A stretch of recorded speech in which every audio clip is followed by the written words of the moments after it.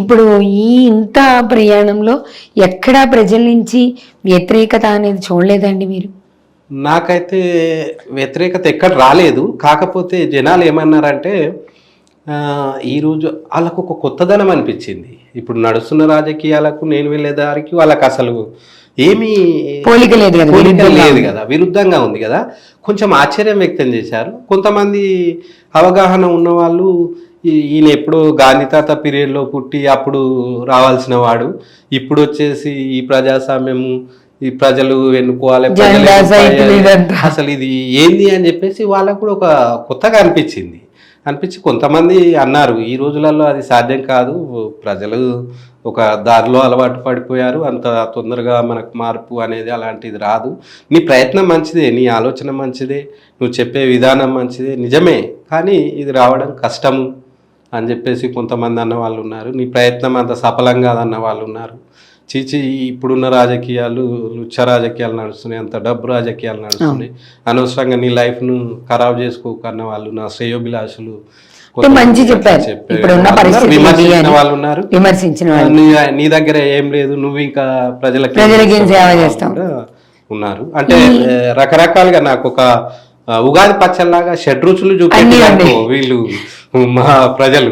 అయితే ఈ షడ్రుచులలో మీరు చెప్పే ఈ షడ్రుచులలో మీకు బాగా బాధ కలిగించిన సంఘటన ఉన్నాయి. ఒక అతను ఏమన్నాడంటే బొమ్మలరామరం మండలంలో, తను మొన్న రీసెంట్గానే లేనట్టుండు, కానీ తను ఏమన్నాడంటే నీకు నా పిచ్చి పట్టిందా, ఇంక మెంటల్ ఎక్కి నువ్వు అరణ్యాలు వాడుతావు తొందరలోనే, నువ్వు అసలు ఏం చేస్తున్నావు, ఇదా రాజకీయము, మంచిగా మందిని వేసుకోవాలి, మంచిగా తాపియాలి, వెహికల్స్ పెట్టాలి, మంది మార్బలంతో రావాలి, కద్దరు బట్టలు వేసుకోవాలి, నువ్వేమో సింపుల్గా వస్తున్నావు, మాలో కలిసిపోతున్నావు, గిట్లో వస్తే నిన్నేమన్నా నమ్ముతా, నువ్వు పిచ్చోనివా అని చెప్పేసి ఒక అతను ముఖం పట్టుకొని ఒక 50 మందిలో నన్ను ఆయన ఇష్టం వచ్చినట్టు వచ్చిన భాషలో తను తిట్టాడు. కానీ ఆ రోజు నాకు కూడా ఎందుకో కోపం రాలేదు. ఎందుకంటే సరే నేను ముందుగానే మెంటల్గా ప్రిపేర్ అయినా, ఇలాంటి విమర్శలు కూడా వస్తే ఎలా అన్నట్టు, మరి తను అప్పుడు ఒక పార్టీకి రిప్రజెంటేటివ్ ఉన్నట్టుండు, తన ఓట్లు పోతాయేమో అన్న ఆవేదనలో కూడా నన్ను విమర్శించవచ్చు కదా అని చెప్పేసి నేను అనుకున్నాను.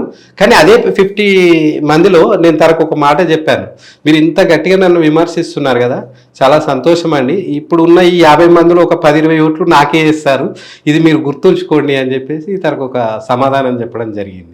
తర్వాత ఇంకొక దగ్గర వాసాలమర్లో ఒక మల్లేశం అనే వ్యక్తి, నువ్వు పగటేసేగానివి అని చెప్పేసి నేను ఆ రోజు ఏంటంటే ఒక యూనిఫామ్ మెయింటైన్ చేశాను, ఇది సాఫ్రాన్ కలర్ కాషాయ వస్త్రాలు ధరించాను అనమాట. ఎందుకంటే కాషాయ వస్త్రాలు త్యాగానికి సింబల్. సో నేను నా వ్యక్తిగతమైన జీవితాన్ని, మా కుటుంబ తల్లిదండ్రులను వదిలేసి పూర్తిగా అన్నిటినీ పక్కకు పెట్టేసి ఒక ప్రజాస్వామ్యం కోసం, ప్రజల కోసమే వెళ్తున్నా కనుక అన్నిటినీ వదిలేస్తున్నాను కనుక ఒక నిష్టతోని, ఒక యూనిఫామ్తో ఒక సిస్టమేటిక్గా వెళ్ళాలని చెప్పేసి ఆ యూనిఫామ్ వేసుకుంటే తను ఏమన్నాడు, ఓహో కాషాయ వస్త్రాలు వేసుకొని పగటేశం వేసుకొని వచ్చినావు, ఇక మంచిగా ఇవన్నీ డబ్బులు రూపాయి జమ చేసుకుంటూ ఇక పత్త లేకుండా పోతావు అని చెప్పేసి ఒక అతను అన్నాడు. ఇంకో కొందరి దగ్గర అప్పుడు మాకు 2,50,000 ఓటర్ ఉంటుండే అనమాట. వాళ్ళు అప్పుడే క్యాల్కులేషన్ చేశారు, ఓహో రూపాయి అంటే 2,50,000 ఓటర్లు ఉన్నారు, నువ్వు 2,50,000 ఓట్లు జమ చేసుకుంటావు, ఇక మంచిగా నీకు లాభం పడుతుంది, కూలి పడుతుంది, నువ్వు వెళ్ళిపోతావు అని చెప్పేసి ఇట్లా అందరినీ అడిగి 2,50,000 డబ్బులు వస్తాయి, ఇక డబ్బులు తీసుకొని వెళ్ళిపోతావు. రూపాయి తీయలేదు కానీ 2,50,000 చేశాడు. అవి నాకు వచ్చినట్టుగా, నా గల్లలో పడ్డట్టుగా, నేను బ్యాంకులు వేసుకున్నట్టు, ఏటో పోయినట్టుగా అట్లా కూడా విమర్శించిన వాళ్ళు ఉన్నారు.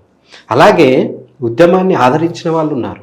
నేను వెళ్తూ సైకిల్ వెళ్తున్న క్రమంలో ఒక బర్రెలు గార్చుకుంటున్న వాళ్ళని, గొర్రెలు గార్చుకుంటున్న పెద్ద మనుషుల దగ్గర కూడా సైకిల్ ఆపి రోడ్డు దిగి వెళ్ళేవాడిని అనమాట. వెళ్ళి ఈ పెద్ద మనిషి, నమస్తే నా పేరు ఇది, నేను ఇట్లా వస్తున్నా, మరి ఇట్లా ఉద్యమం స్టార్ట్ చేసిన, దీనికోసం మీరు ₹1 ఇస్తారా అని చెప్పేసి నా పాంప్లెంట్ ఇస్తే, అయ్యా నాకు ఈ పాంప్లెంట్లో నువ్వు ఏం రాసినావు నాకైతే తెలియదు, నేను అప్పుడు చదువుకోలేదు, కానీ నువ్వు ₹1 ఇస్తావా అన్నందుకు సరే నువ్వు ఏదో మంచి చేస్తావు, చదువుకున్నావు అని చెప్పేసి నమ్ముతున్నాను కనుక నేను ఇస్తాను అని చెప్పేసి అని తను రుమాలు కట్టుకున్నాడు అనమాట. బర్లకాడి పోయే వాళ్ళు పెద్ద మంది కట్టుకుంటారు, తలపాగా కట్టుకుంటే ఆ తలపాగను తీస్తే అందులో ఒక మూట ఉంటుంది, తనకు ఆ మూట నుంచి ఇప్పేసి ₹1 ఇచ్చింది అనమాట. అప్పుడు అనిపించింది అలాంటి సంఘటనలు ఉద్యమానికి ఒక ఊపునిచ్చేది, ఒక ఆత్మవిశ్వాసాన్ని పెంపొందించేది. ఏమనిపించింది రామచంద్రారెడ్డి గారు అలా చూసినప్పుడు? అంటే అసలు చదువుకున్న వాడి కంటే కూడా, ఇప్పుడు చదువుకున్నవాడు రూపాయి ఇవ్వకుండా లెక్క కట్టి ఈ లెక్క కట్టి విమర్శించగలిగే వాడి కంటే ఏ లెక్క పత్రం లేకుండా నన్ను నమ్మి రూపాయి ఇచ్చిన వాడు గొప్పగా. వీళ్ళిద్దరిలో ఎవరు మీకు సరైన వాళ్ళగా అనిపించారు? చదువుకున్నప్పటికి కూడా సమాజం మీద ఒక మంచిని ఆలోచిస్తున్నాడు అన్నప్పుడేమో సంతోషం వచ్చేది. ఈ చదువుకున్న వాళ్ళు ఈ రకంగా అన్నప్పుడు వీళ్ళు ఇంకా తెలుసుకోవాల్సింది చాలా ఉంది, పాపం వీళ్ళు అమాయకులు అని చెప్పేసి జాలి వేసేది. తర్వాత ఇలాంటి సంఘటనలు ఇంకొక దగ్గర ఇంకో అమ్మ ఏం చేసిందంటే అగ్గిపెట్టెలో దాచుకున్న రూపాయి బిళ్ళ తీసుకొచ్చి ఇచ్చింది. అది నాకు ఇంకా బాగా గుర్తుంది. ఒక ఆమె కొంగు నుంచి విడిచి రూపాయి బిల్లు ఇచ్చింది. ఇలాంటి సంఘటనలు చూస్తేనేమో ఒక రకంగా అనిపించేది. వీళ్ళు మీరు అన్నట్టు చదువుకున్న వాళ్ళు క్రిటిసైజ్ చేస్తే ఒక రకంగా మనసు కలత చెందేది. కలత చెందిన తర్వాత ఆ ఊరు బయటకు పోయినాక ఒక చెట్టు కింద కూర్చునేవాడిని. ఇలా వచ్చింది ఏం చేయాలి అని చెప్పేసి మళ్ళీ నన్ను నేనే ప్రశ్నించుకునేవాడిని, అనలైజ్ చేసుకునేవాడిని. అప్పుడు ఈ సంఘటనలు గుర్తుకొచ్చేది. ఓహో, నేను చేస్తుంది పేద ప్రజానీకం కోసం. సో పేద ప్రజానీకం యాక్సెప్ట్ చేస్తున్నారు, సో వీళ్ళు యాక్సెప్ట్ చేయట్లేదు కనుక నా ఫైట్ వీళ్ళ తరపున కనుక వాళ్ళ మాటలు పట్టించుకోవాల్సిన అవసరం లేదు. కానీ వీళ్ళు గ్రహిస్తున్నారు కదా, నేను ఉద్యమం పుట్టింది కూడా పేద ప్రజల్ని ఉద్ధరించాలి కనుక వీళ్ళు యాక్సెప్ట్ చేస్తున్నప్పుడు వీళ్ళకే ఎక్కువ ప్రయారిటీ ఇవ్వాలి, వాళ్ళ ఆలోచనకు మనం అంత పట్టించుకోవాల్సిన అవసరం లేదని చెప్పేసి నాకు నేనుగా మళ్ళీ సర్ది చెప్పుకొని ప్రయాణాన్ని కొనసాగించాను.